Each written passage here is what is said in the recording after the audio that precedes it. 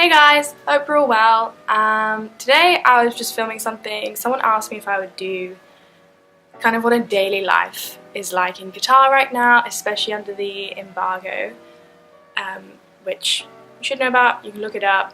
Basically a bunch of Gulf countries cut ties with Qatar over a number of different issues, and yeah, you can look all of that up. I just thought I would do like a really short, this will be really short, sit down saying what the daily life is like for me. Most of you probably won't know, but I don't actually live in Qatar. I live in England, I'm English, and that's where I spend most of my time, and I come here for holidays. My dad's been here for over 4 years now, and so I've been to Qatar a whole bunch of times, and I really like it here. It's super chill, no one's that fussed with what I'm getting up to while I'm here. Like, for example, like dressing when you go out in public is conservative, you cover shoulders to knees, but like whenever I'm in my own house or like in a hotel, like down by the pool or something, which is my own private space, then no one cares. And I've had Christmas here and I've really enjoyed Christmas here. It's nice and warm, but yeah, so generally I've always felt super welcome here to live my life. But also I really appreciate like Qatar and its different culture and stuff. I love exploring.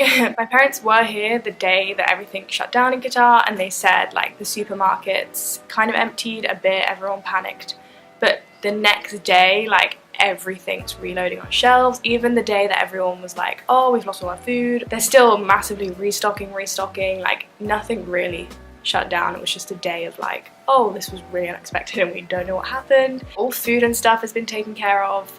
They're getting a lot of their imports from Iran and Turkey now, instead of a lot of Qatar's food used to come from Saudi Arabia. You might have seen it in the news. I've seen a couple articles by like Qatari residents saying that the one problem they've had is dairy, and when I was speaking to my parents, it is their like biggest complaint that they can't find the milk they used to get. But they've got Turkish milk now and they say it tastes way nicer, and they can't read the labels though. The labels are in French and Arabic, and they used to have the English labels as well. And my dad can't find grapefruit juice, and it's just started coming back in shops, so maybe that was coming from Saudi Arabia and Turkey and Iran weren't supplying grapefruit juice. But that is genuinely like my parents' biggest problem that they've had with the embargo. For their like average daily life, day to day, nothing really changed. The only noticeable change actually for me is that huge pictures of the Emir have gone up on buildings, and they've got people who've got them on their cars. I've been in Qatar for National Day before, and it's kind of like that. And National Day, sort of pride, there's a lot of Qatari flags everywhere, and pictures of the Emir, pictures of whoever, but it's not National Day. National Day is in December. I kind of just wanted to film this to say that day to day, like, I'll ask my parents again, nothing has changed. They're all fairly chill.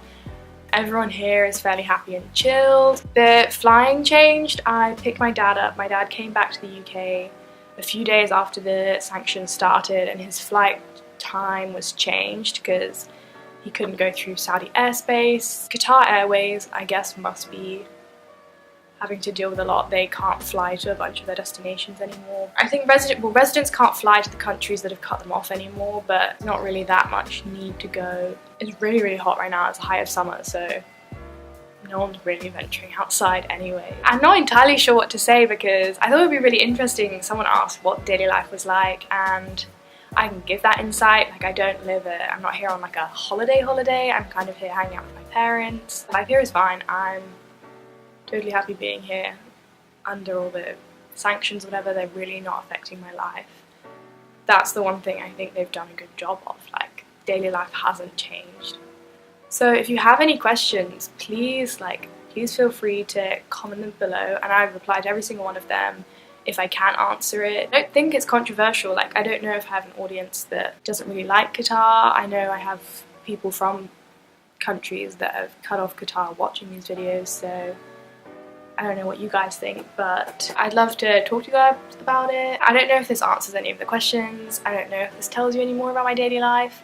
For my daily life while I'm here for a few weeks, I hang out inside the apartment quite a lot. I've got university work that I'm doing this summer, so it's a good chance for me to have some free time to do that. I go to the gym every day, do some stuff with my parents in the afternoon, chill. They go to bed quite early, so again, I can talk to friends back home in the evening, just kind of explore around the city. I quite like the city, and I feel totally happy going out on my own. it's just a bit hot. It's over 40 degrees outside and it's like 70% humidity, so I don't particularly want to walk there. Yeah, that's my daily life, and none of that is affected by sanctions whatsoever, so I think that's kind of cool. Like, Qatar's doing alright. Yeah, this is not meant to be a taking sides video. This is literally just me telling you what I'm doing day to day, irregardless of the sanctions. Like, they haven't had an impact on my life, they hadn't had an impact on my parents' life, and they live here. I don't want this to be controversial, I just want to say it's kind of fine. So if you have any questions, feel free, and thank you for watching.